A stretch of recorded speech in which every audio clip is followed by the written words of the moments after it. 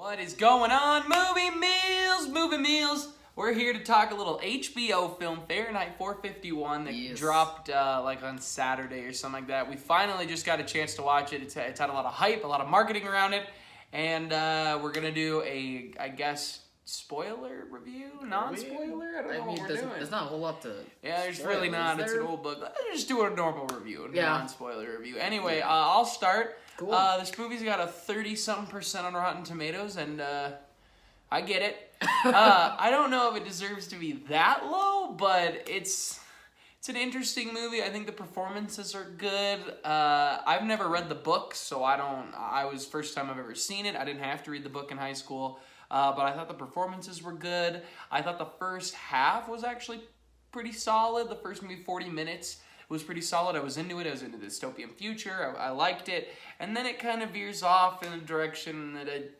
I just didn't buy. I thought some of the character decision kind of it's just so instantaneous with not a lot of build-up that I'm sure you get in the book. It's a book I know I should read, and I'll put it on the list, but those are really my only positives. Oof. Well, I think we're around the same thinking when it comes to this movie. I was pretty excited for this movie. It looked really interesting. I really liked Michael Shannon and Michael B. Jordan, who were very great. And Sophia Boutella. Yeah, we were surprised with that too. We didn't even know she was in this. They all did a great job. They all give great performances in this movie. So I was really excited to see them, and I was interested in this idea because I've only heard about the story behind Fahrenheit 451. I've never had the opportunity to read it. Now I definitely think I should. I mean, you've had free time and the ability to go to a local library. True. It's not like you haven't had the opportunity to read it. You just haven't. I've had a lot of comic books to read. Don't weave around the comments because they're going to get mad. You didn't read it. I didn't read it either.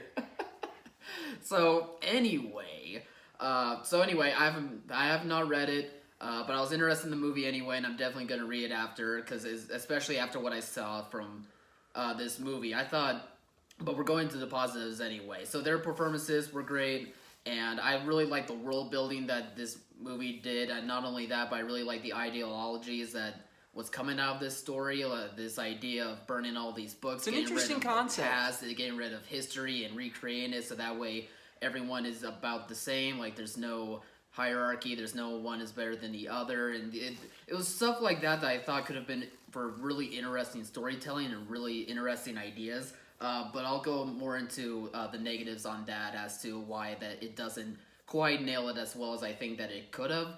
And the cinematography was really impressive on this as well. There was a lot of really great shots in this, especially a lot of the shots with all the book burnings that were happening.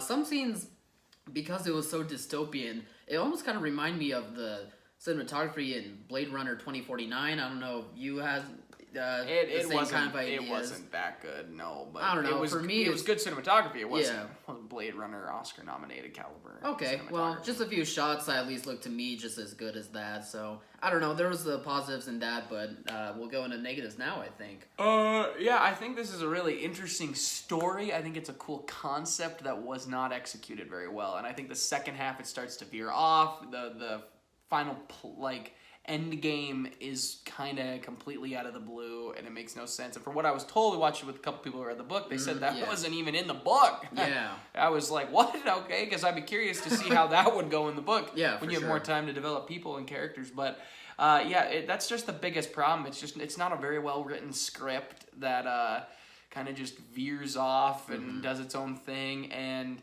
they do try to play up the chemistry between Michael Shannon and Michael B. Jordan, and it doesn't fully pay off. You don't get as much time that you're just supposed to be like, all right, we get it. You guys have this past. We'll just accept it, I guess. Without a lot of build-up. You get some build-up, but it didn't work for me. It wasn't enough. So those are my big negatives. The movie's just not very good. It wasn't executed well. The pacing's bad. No, it wasn't executed.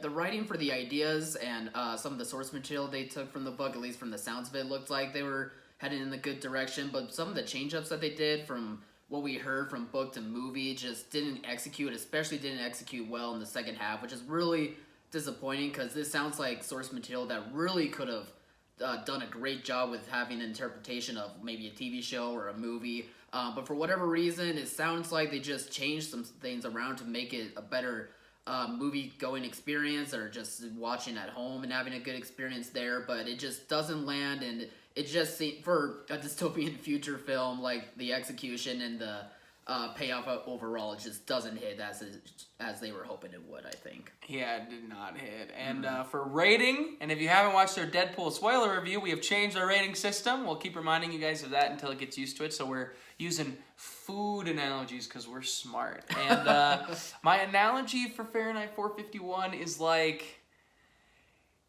it's like a stale cookie that you eat anyway.